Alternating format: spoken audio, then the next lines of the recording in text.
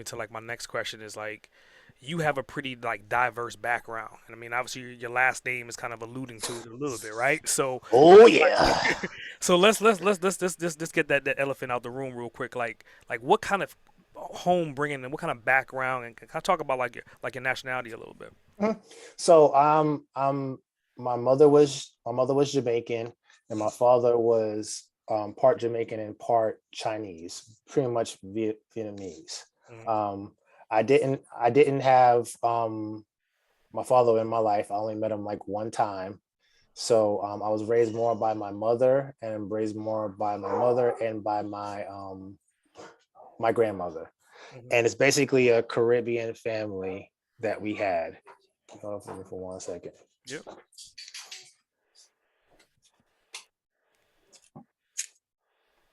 So in a Caribbean family, in a Caribbean household, you're not allergic to work. Correct. Facts. Yeah, you're straight not allergic to work. Um,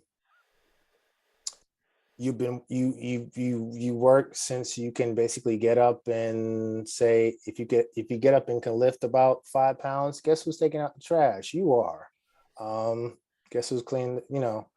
So I've been with a family and culture that just basically was not allergic to work. So therefore, I think my work ethic part of it and my determination part of it came from that um, background. My mother was very unique in the sense that, and maybe this is I guess, the Asian part of me. She was the creative side. Hmm. Like I remember times where, because she was sick, so she had cancer, so therefore she couldn't really do like normal working things. So she would kind of be basically with me, and we basically would find so many different creative things to do. I remember one time she would basically create beads out of safety pins Hmm. and stuff like that. And I was like, well, let's go sell them. And we'll try to sell them at little markets and things of that nature. She was actually the one where I was having problem reading. If you give me a novel that had a bunch of lines, I'm going to sleep. So she actually gave me this Batman book where it was very short lines, but therefore there was an activity involved. So, like, it was, for instance, if Batman was something happening with the Penguin, what should Batman do? Turn to page 5 if he has to go fight the Penguin. Turn to page 32 if he has to go do that. She she also worked in daycare as well, but she really vested in me in different ways to learn. And to be honest, she was the one that made me think different. Hmm.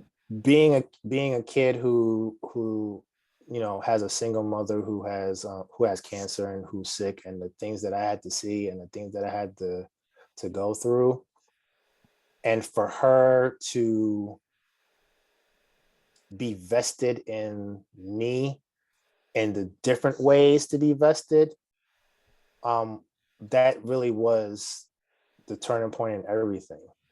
She made me look at things differently. She was the one that made me into finding solutions. I remember there was a time where I used to be heavy on GI Joes, and I would always lose the swords or whatever case of the GI Joes. Of course, she didn't work; she didn't have money. So what we'll do is, like, the ice cream truck guy will come. I will get the popsicle sticks, cut them up, and make them into swords, Hmm. or cut them up and make them into different things. Um, I remember we would take milk cartons. Um, when I know she was working at daycare, we would take the milk cartons that kids used to drink and things of that nature, and I would basically build forts and basically build different things. We, she, and especially my family, we knew how to maximize what we had, but she was the one to not only maximize what you have, but fun and make it a learning experience. So that's where my creativity came from. And my last name, here's a funny thing about my last name.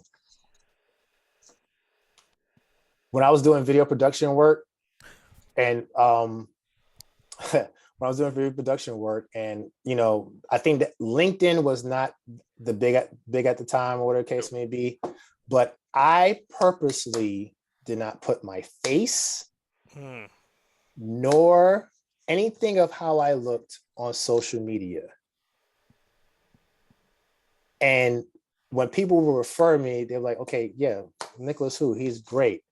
They would never refer to what I look like. And a funny story is I got so much different business from people just looking at my last name and saying who. And I actually will try to close the business deal on the phone with them. Mm. And then when I close the deal and they come see me, they're, oh, didn't know. And in my mind, I'm like, That's how you beat well, the if you system, right? well, if you didn't know, would you have still hired me? Hmm. You know?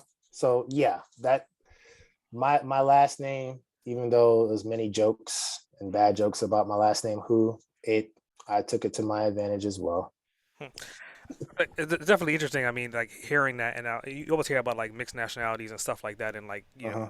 the opportunity, right? When the opportunity persists itself, like how do you capitalize on it? So obviously, you capitalize on the fact that you have an Asian last name, and the fact that you had enough insight to kind of like block who you were, so that way the stereotypical stereotype of well maybe all that shit goes out the window. Now it's just like logistics. Is can he do the job? Can he do the job well? Can he do the job on time?